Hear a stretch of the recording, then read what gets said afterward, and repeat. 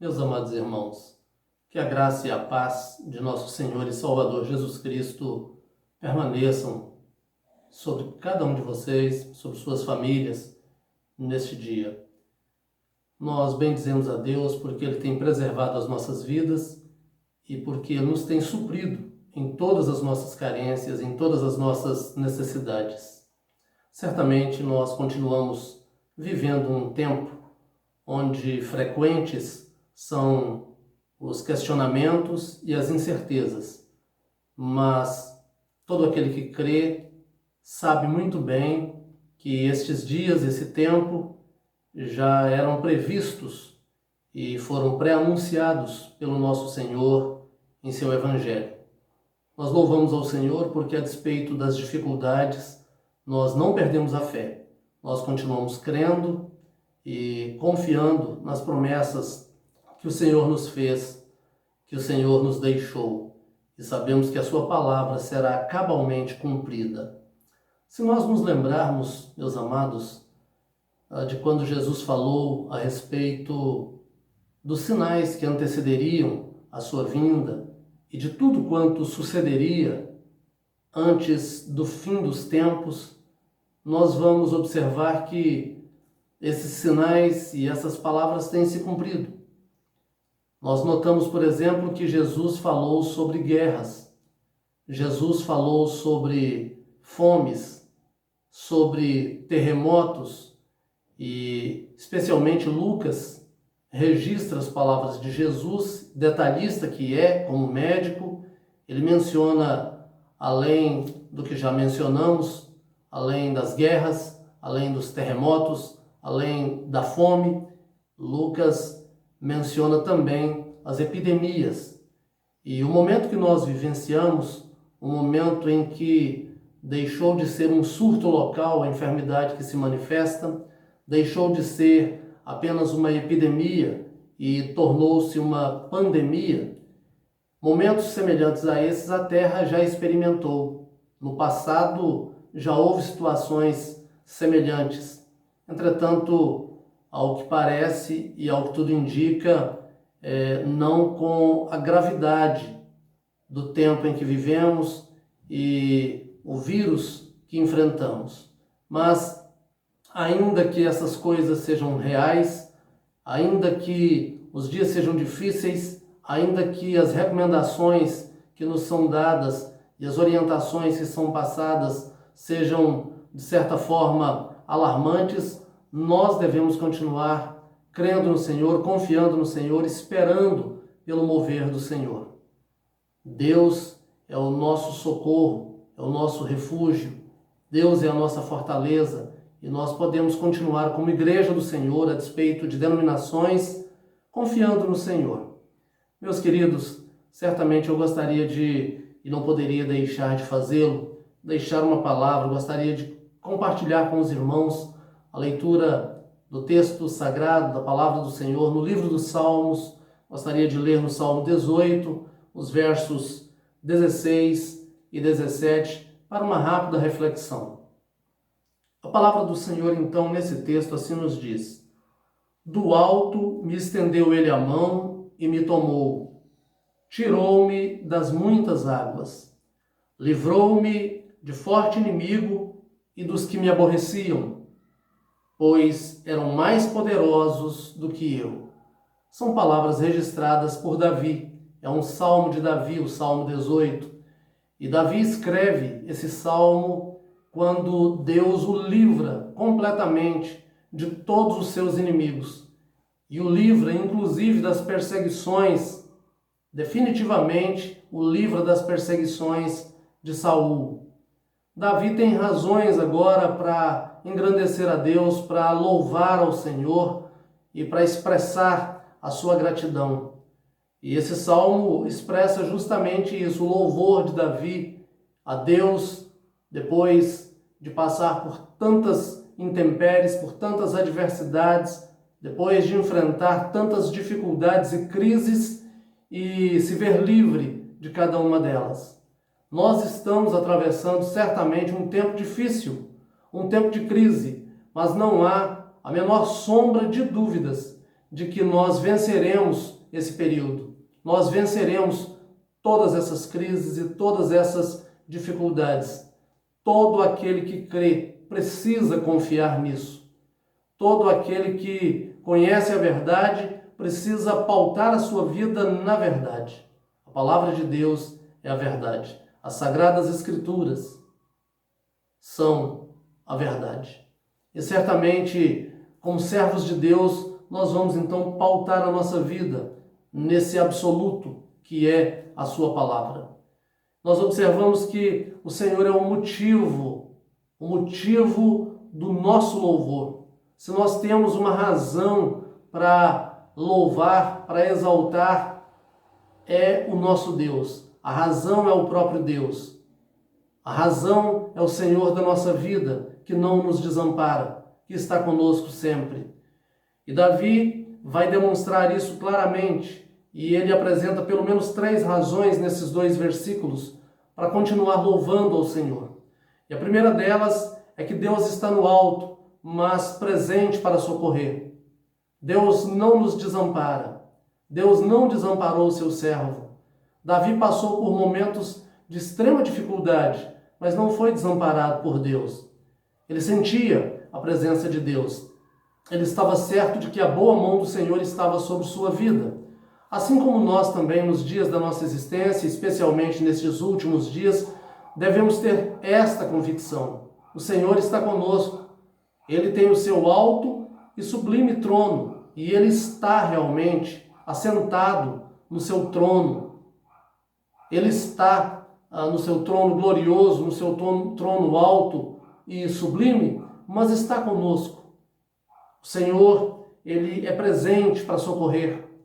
Se nós observarmos no verso 16, Davi vai dizer: do alto me estendeu Ele a mão e me tomou. Assim Deus faz conosco também.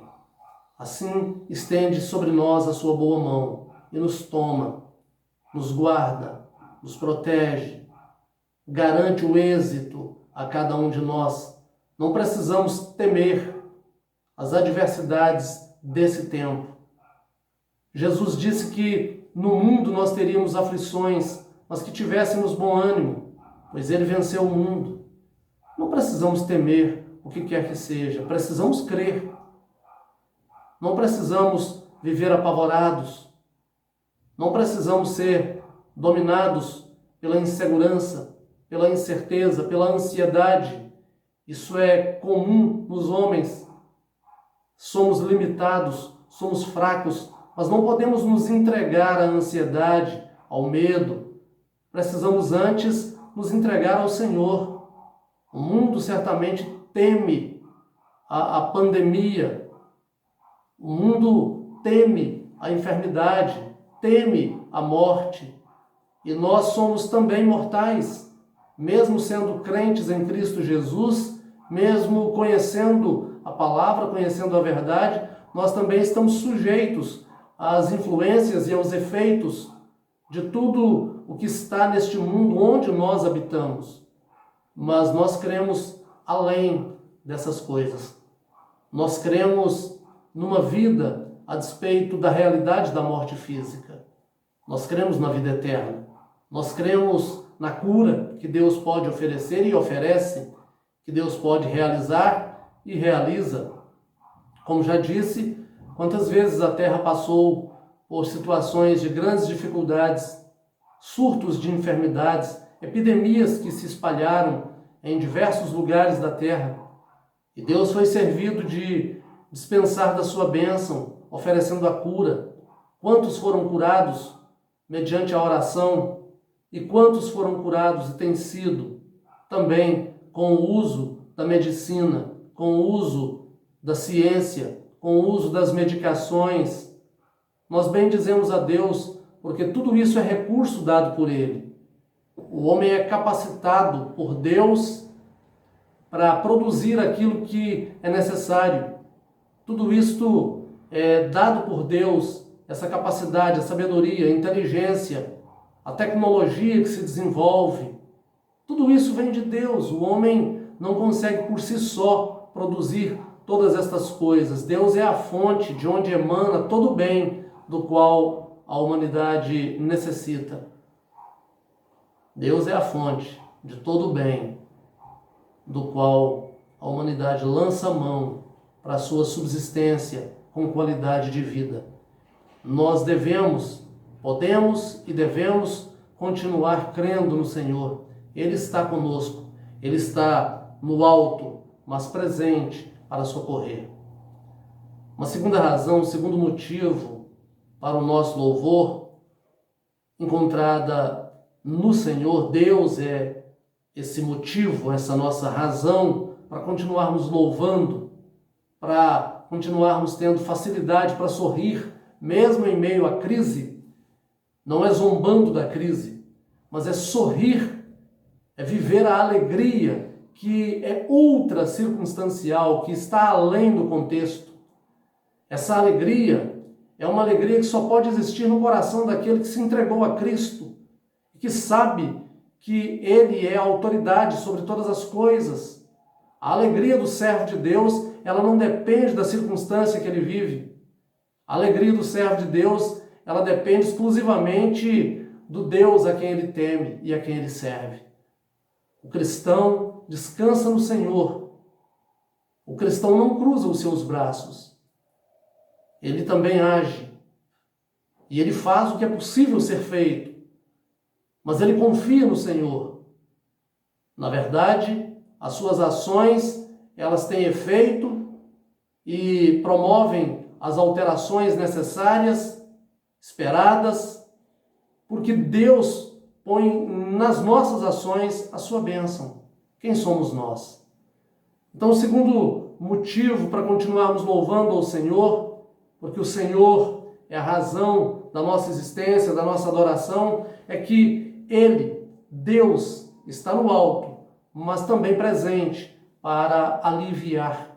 Se observarmos ainda no verso 16, a parte B, ou a segunda parte do verso 16, ele diz: tirou-me das muitas águas. Primeiro ele havia dito que Deus estendeu a mão, que Deus o tomou. Agora ele diz que Deus o tirou das muitas águas. A história de Davi não diz que ele estava afogando num rio, não diz que ele estava submerso e preso, não diz que ele enfrentou mares. Ele fala figuradamente das dificuldades que ele enfrenta. Figuradamente ele está dizendo: olha, eram muitas as águas desta vida, mas o Senhor certamente me aliviou, Ele tirou-me destas águas profundas, quem sabe tempestuosas, bravias, mas a boa mão do Senhor, que me alcançou, que me tomou, me tirou do meio dessas muitas águas, me tirou do seio dos mares desta existência. Nós podemos confiar nisso também. Nos sentimos como quem está no olho do furacão, nos sentimos como quem está enfrentando também os oceanos da vida, as ondas bravias dos oceanos, dos mares desta vida. Mas o Senhor está conosco. O Senhor está conosco, como esteve com Davi, seu servo. Ele está com aquele que nele crê, com aquele que nele confia, com aquele que já aprendeu a viver na dependência exclusiva dele mesmo. Deus de Israel, o Deus que se revela na Sagrada Escritura. Meus amados, e Davi vai nos mostrar que o Senhor é o motivo do nosso louvor. Em terceiro lugar, porque Deus está no alto, mas presente para livrar do perigo. Toda forma de perigo, qualquer que seja ela, Deus é poderoso para livrar-nos. E se nós observarmos o verso 17, a palavra do Senhor diz: livrou-me de forte inimigo e dos que me aborreciam, pois eram mais poderosos do que eu. Nós agora enfrentamos um inimigo invisível, tão pequeno que nós não poderíamos dimensioná-lo, dar as medidas. Mas um inimigo forte, um inimigo destrutivo, um inimigo capaz de ceifar a vida. E precisamos estar unidos a despeito da distância, não podemos estar reunidos, não podemos estar congregados. É melhor evitar o ajuntamento, é melhor evitar estarmos nas multidões, mas precisamos agir de maneira conjunta, mesmo onde estamos, onde as famílias se encontram, em seus lares. Precisamos adotar juntos as mesmas medidas, respeitando a vida do próximo, respeitando e cuidando da nossa vida, mas respeitando e cuidando também da vida do próximo. É lamentável quando a gente tem notícia de que as praças da cidade estão cheias de pessoas, especialmente as pessoas mais idosas. É triste saber que as pessoas não têm tomado a devida consciência, não têm se conscientizado, portanto, acerca do problema que assola toda a terra. Precisa haver maturidade e agirmos com maturidade. Não é momento de brincar com as coisas e de zombar, a despeito de servirmos a um Deus que não conhece inimigos.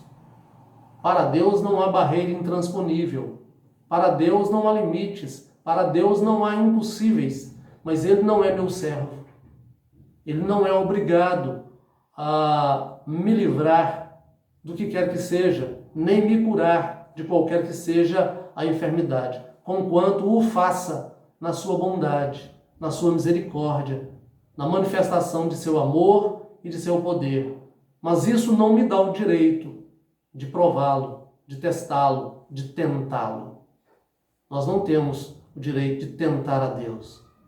Certamente, Davi louvava ao Senhor porque tinha razões de sobra para isso. E nós também temos muitas razões. E aqui nós apresentamos pelo menos 3 à luz daquilo que foi apresentado por Davi no seu registro. Certamente, meus amados, Davi reconhece que Deus está no alto. Nós também reconhecemos. Deus está no alto, mas ao mesmo tempo presente conosco. Promessa de Jesus a seus discípulos, pouco antes de voltar à presença do Pai e de ser assunto aos céus, foi a de estar com eles, de estar com seus discípulos, de estar conosco, que no nosso tempo somos os discípulos do Senhor.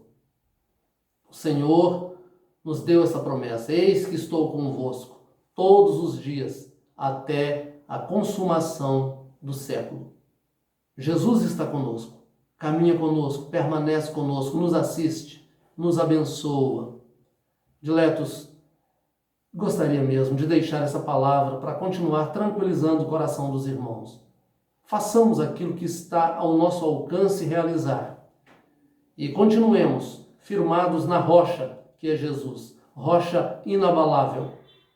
Continuemos nos nossos lares, adorando ao Senhor, louvando ao Senhor, lendo a sua palavra, nos relacionando na intimidade com o Senhor e com os nossos familiares que estão conosco no seio do nosso lar.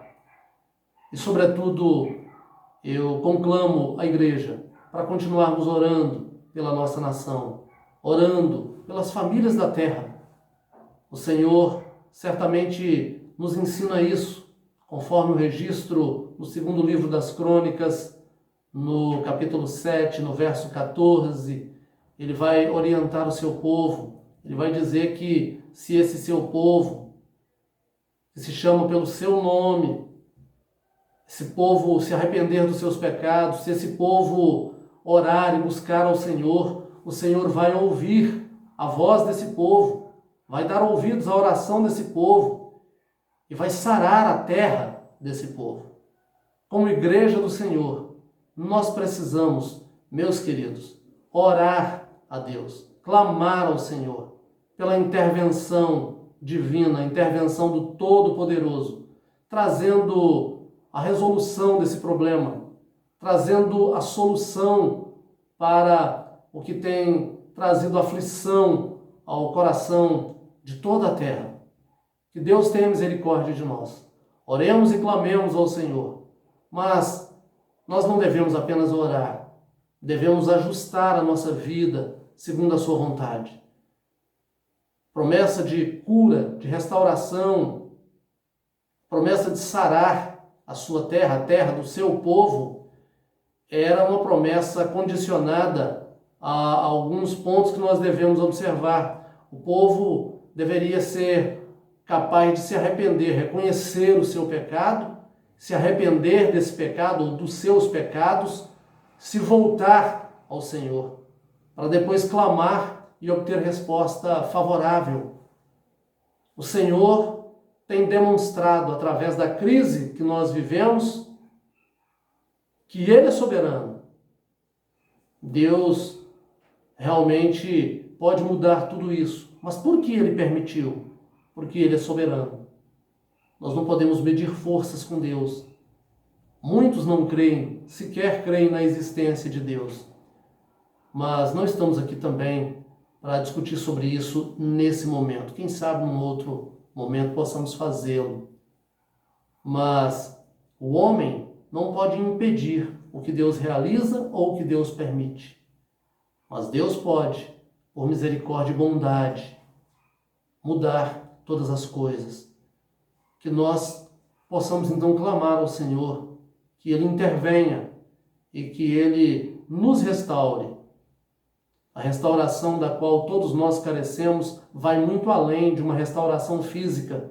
Nós precisamos todos, toda a terra, ser restaurados na alma.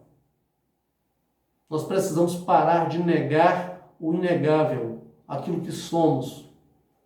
Nós fomos criados à imagem e semelhança de Deus. Precisamos honrar a esse Deus, tributar a esse Deus todo louvor, toda glória, toda exaltação. Como igreja do Senhor, procedamos assim, queridos, e continuemos clamando por toda a terra, clamando pela nossa cidade, clamando pelo nosso estado, clamando pela nossa nação, mas clamando pelas nações. Certamente o Senhor quer abençoar a toda a terra. Clamemos por isso. Deus nos abençoe.